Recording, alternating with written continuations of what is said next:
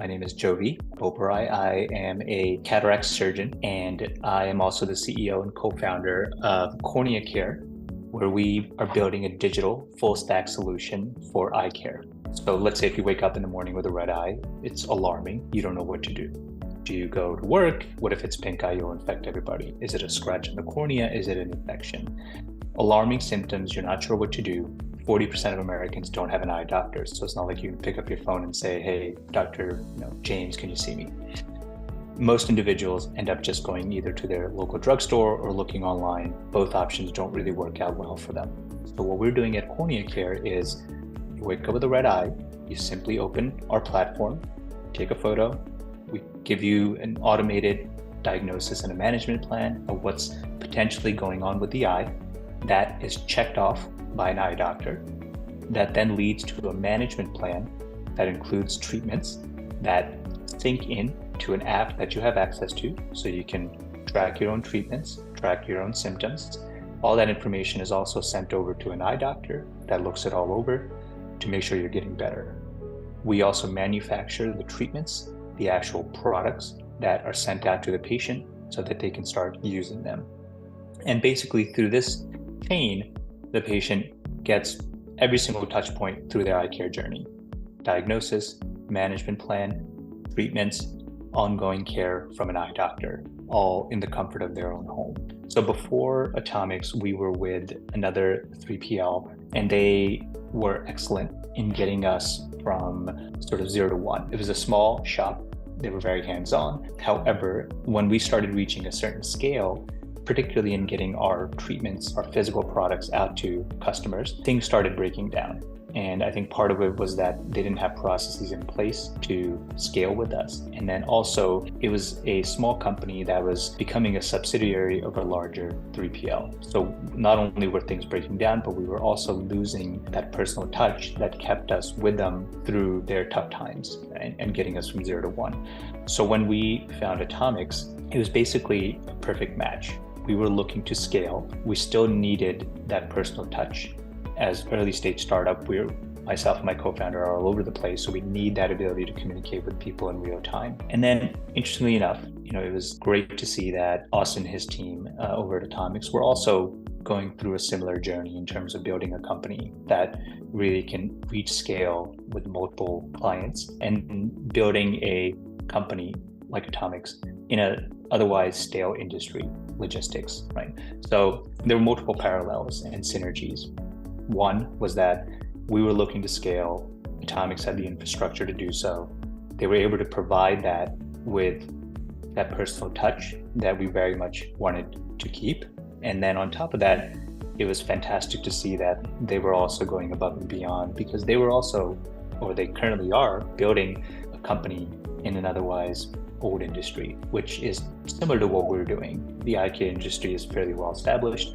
However, we're trying to disrupt it, thinking about it in a new way. When we were looking to move on from our older 3PL, it was a big decision for us. We knew there was going to be a lot of pain getting all of our inventory over to a new 3PL. It was also going to be difficult to continue to service our customers and making sure that they're getting their products in a timely fashion through this transition period. So we took this decision very seriously. We spoke to several different 3PLs. We felt that some of the more established big players in this industry were, again, a bit old school, didn't really have the software or the processes in place where we could just jump in and do things and modify things as we needed to suit our particular needs. And then with some of the other younger companies that are, larger, venture-backed, they had the scale, but they really lacked that personal touch. And when we spoke to them, it seemed like they would have a very cookie-cutter solution for us, and we would plug into that. But if we wanted to do additional things on top, they would have a very difficult time incorporating that into their workflow. And then finally, the prices were great. As a founder, you always have to value the input of your time and your bandwidth compared to the price that you're willing to pay for something. Going for the cheapest solution sometimes isn't always the best thing down the line, as a company that's doing well, things are only going to get busier and bigger. That means that you're going to have less bandwidth as a founder. So sometimes paying a slightly higher price is going to lead to a greater return of investment, because you as a founder are going to have more bandwidth to allocate to the things that are actually going to move the needle for the company in a meaningful fashion. And that being said, the price that we got from Atomix for order fulfillment was very competitive. And even the price was very customized. We use customized shippers that add a very personal touch for our customer. And Atomix was able to kind of give us a very detailed price breakdown of what the putting together cost of these shippers would look like, putting in inserts, the whole 9 yards. And so we were very happy that they met the bar on all three of the things that I just mentioned. Just from day one, Atomix was deeply involved in helping us get our inventory from our old 3PL to their warehouse. They were with us basically on every single step in terms of us getting the inventory from our old 3PL, getting it over to Atomix, and them being very responsive and letting us know, hey, this inventory came. They also helped us put together a plan so that we could still continue fulfilling orders through the transition. The idea there was that we would leave a certain portion of our inventory at our old 3PL. They could continue fulfilling orders for us. And as soon as we hit a certain threshold of inventory at Atomix, they would take over. So they were pivotal in getting that process in place for us so that we didn't have unhappy customers who weren't receiving their treatments in a timely fashion. So that was from day one. And then continuing from there, a lot of our special requests come in the form of, again, delivering value to our customers/patients, individuals who have real eye symptoms who are concerned about it. And so we wanted to deliver a personalized experience. If you can imagine, these are your set of eyes and you want truly a personalized solution for your set of eyes. And so that personalized solution includes doing custom shippers that have our products going into them, custom inserts that cater to individuals who subscribe to our product versus not subscribing to our product. And again, just providing that true personal touch to getting the actual product out to the customer.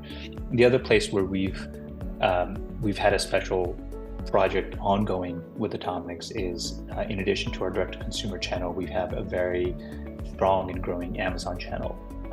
And we're Atomix getting our inventory to Amazon in a timely fashion has been pivotal to allow that channel to continue to flourish. And they've been deeply involved in helping us establish processes to make that happen. And my feeling is that these special projects are only going to continue to increase. We've had serious conversations with 3 major retailers who are looking to stock our products on their shelves.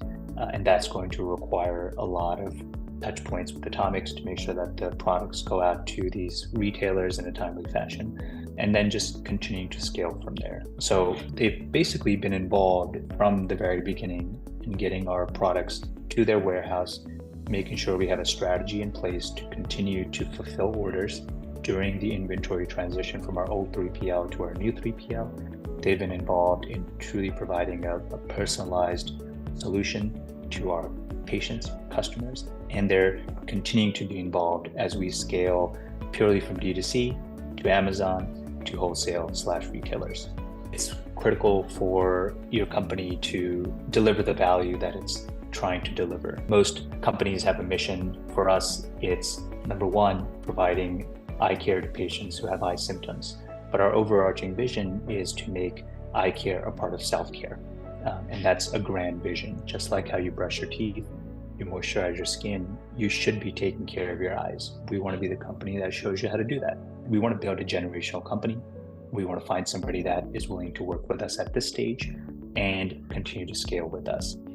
And so for us, finding a 3PL that could be with us throughout that entire journey is critical, because once things continue to scale, it is much more difficult to kind of halt things at one 3PL and then transition to another. It just becomes very difficult. Having gone through a transition when we were at a much smaller company was already difficult. I can't even imagine how difficult it would be as we continue to get bigger and bigger. So you really want to find a partner that's going to be with you for that ride, because the switching costs at a later point are just going to be cost prohibitive. essentially. The other important thing to consider here is finding a 3PL that has a similar culture. And the importance of that is here at Cornea Care, we're a startup, and for us, culture is critical. And that culture really revolves around going above and beyond and moving extremely fast. We sort of like to say, you want to fail fast, you want to iterate even faster. And that the underpinning of that is speed. So you want to be able to move fast enough and that you learn from your mistakes and move on, and you continue to improve on the things that you want to improve on. So that culture for us internally is super important, so that we continue to really develop both our technical and our physical products. And finding that culture fit for your 3PL is critical, because if you're working with individuals on the other end who don't share that same urgency as you do, you're just going to have a cultural clash. And we felt that Atomix is on a similar journey to where we are. For us, we're taking care of a high needs customer on our end. As somebody who's got eye symptoms, they're worried about it, they need a solution. And so we want to move as fast as possible to deliver that treatment. And so finding a team that is responsive and responsible is critical. And so with Atomix, as I said before, we have never had an issue getting a very fast response on any questions. Obviously, I have a tendency to be up at odd hours, and I'm not expecting people to respond to me when I email at 4 in the morning or 4:30 in the morning. But usually, first thing when like a normal business hour starts, I'm hearing back from Atomix and we're getting down, solving problems very, very quickly. I've worked with a few individuals at Atomix that, we're basically like friends now because we talk so much. There's Zainab, Abby, Kayla, individuals that, we've been interfacing with back and forth. We've gotten to a point with the team I mentioned, we don't have to use the SKU name. We can just use the brand name. So we have a product that's called Rest. The SKU name for that is Rest Team 30. We have a product that's called Rise. The SKU name for that is Rise-TTO-HA-30. Right. And so I don't need to write out the SKU names anymore because they know our products. I can just simply say, can we get the iron wipes added to this product order? And you only get that granular touch point and interaction with a team that knows your product intimately. As I mentioned before, as a founder, you really need to protect your time because things are just going to continue to get busier and busier, and you're going to be pulled into day-to-day operations, which is fine, to a certain scale, but ultimately you will have to take a step back and start thinking about what are the next steps that are going to move the needle for the business, what is going to help us scale, what is going to help us to grow, what is going to help us get to profitability.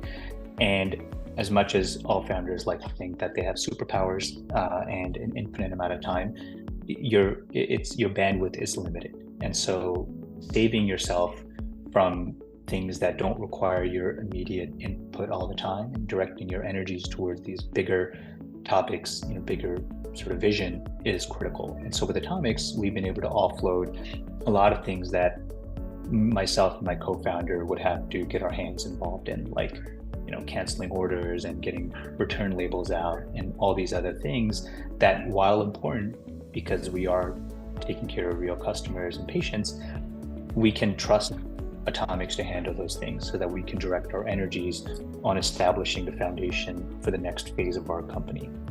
So number one, most importantly for me, is freeing up my time, my bandwidth to focus on things that are building the future of our company. The other thing that's been critical as well is that we've been able to reduce our costs quite significantly. Already working with Atomix has helped us cut costs, and I'm sure as we continue to scale with them, we can continue to just optimize things further and further. So we've seen an impact there as well. And then finally, we have a lot of very happy customers, right? So I think as a company, for us, we want to make sure that we provide real value to our customers. And getting the products out to them in a timely fashion, processing things fast, and getting really competitive rates from shippers and getting that priority from carriers has been just paramount to making sure that we have happy customers. So just to summarize, freeing up the founder's time to focus on the next phase of the company, reducing costs, and then having happy customers.